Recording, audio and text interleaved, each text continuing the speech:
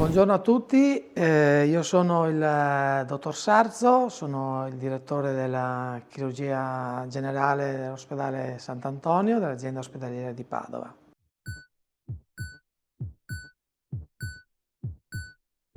Il futuro della chirurgia generale è senz'altro legato alla chirurgia robotica e allo sviluppo dell'intelligenza artificiale con l'integrazione della chirurgia robotica e quindi un'implementazione della chirurgia minivasiva. Noi vediamo da 20-25 anni di chirurgia minivasiva fatta in laparoscopia e negli ultimi 10 anni si è implementata sempre più la chirurgia robotica.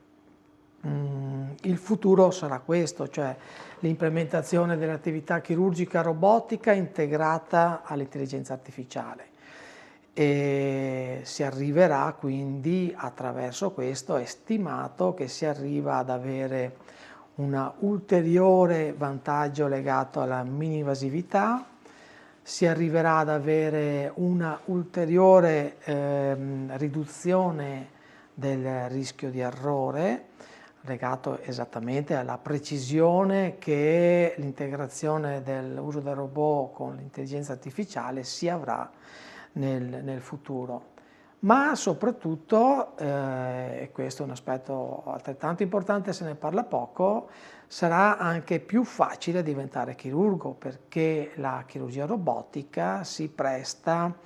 attraverso i simulatori a creare un imprinting più facile nel chirurgo che si approccia a questo tipo di chirurgia. Quindi senz'altro l'implementazione, le nuove tecnologie miglioreranno questi aspetti e ci faranno lavorare meglio noi e daranno dei buoni risultati al paziente, però il medico, a prescindere dalle tecnologie, dovrà mantenere sempre salda e garantire quella che è considerata la buona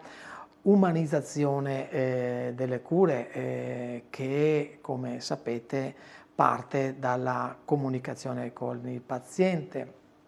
Indipendentemente dalla tecnologia che viene applicata, si sa che la risposta del paziente ad un intervento chirurgico è molto influenzata non tanto, sì, anche dalla tecnologia applicata, ma anche dal rapporto che si instaura tra il chirurgo e il paziente, quindi l'ascolto attivo, la comunicazione, la comprensione, la presenza, sono atti fondamentali del nostro lavoro, a prescindere dalle tecnologie, che aiuteranno ancora di più a integrare gli aspetti delle nuove tecnologie al risultato clinico.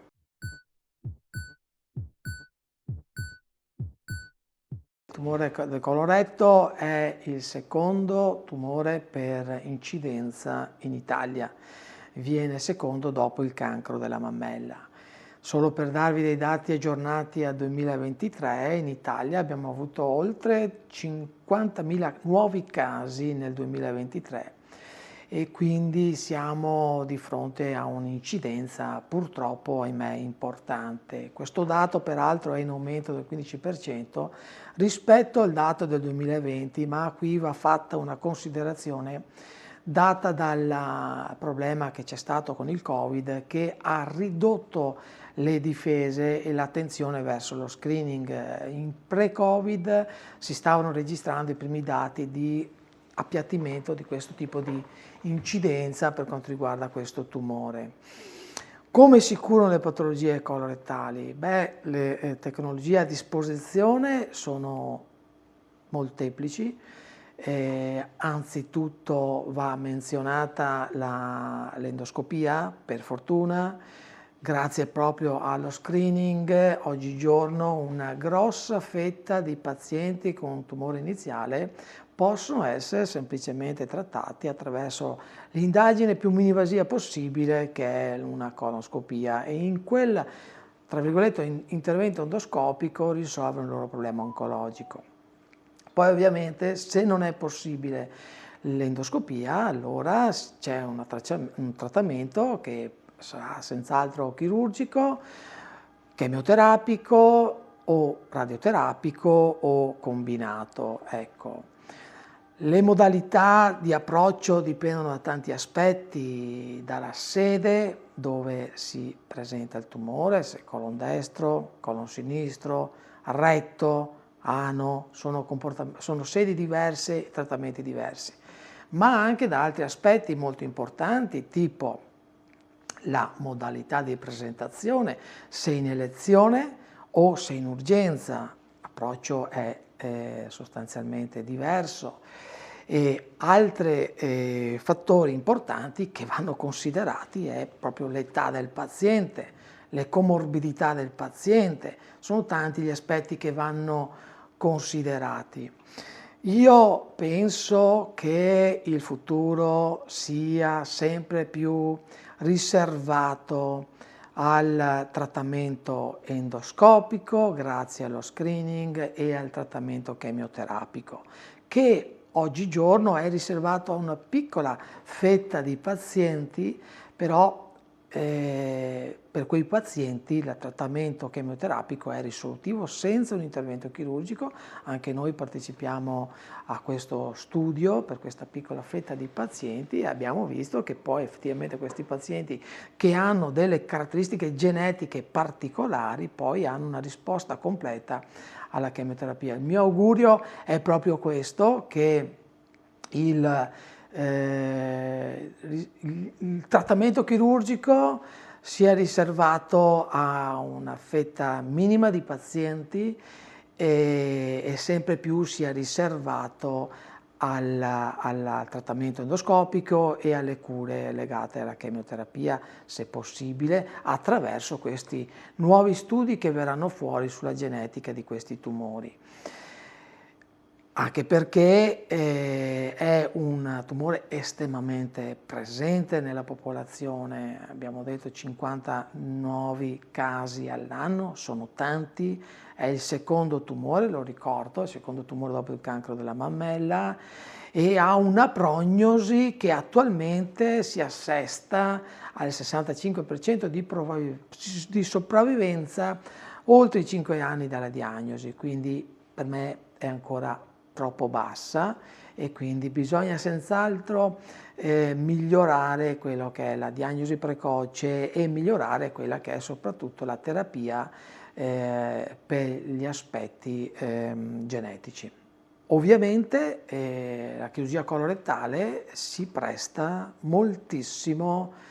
al trattamento chirurgico mini-invasivo, laparoscopico o robotico, si presta molto bene, nata all'inizio con la chirurgia laparoscopica, adesso mutuata dalla chirurgia robotica, e questo è un aspetto molto importante. La mini-invasività su questi pazienti dà dei risultati che sono eccezionali. Noi quest'anno abbiamo fatto un lavoro dedicato a una fetta particolare di pazienti selezionati e siamo riusciti a dimettere i pazienti tra la seconda e la terza giornata per una fetta di 30 pazienti nei primi 6 mesi e stiamo aspettando una eventuale pubblicazione di questo lavoro. Questo proprio perché la chirurgia colorettale è, penso, in assoluto la chirurgia che meglio si presta alla chirurgia mini-invasiva.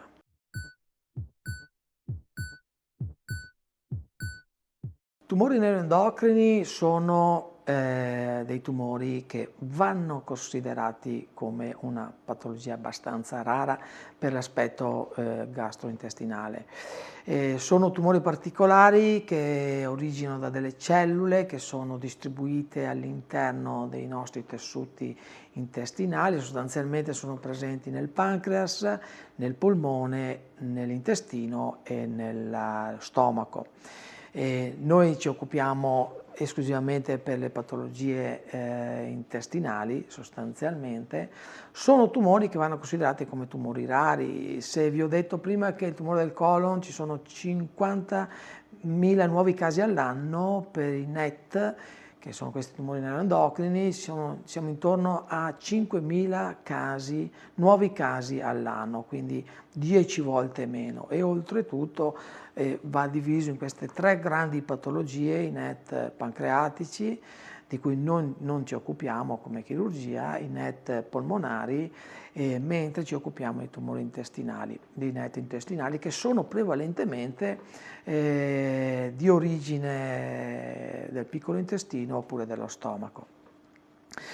Sono anche questi tumori che per fortuna hanno una sostanziale buona prognosi,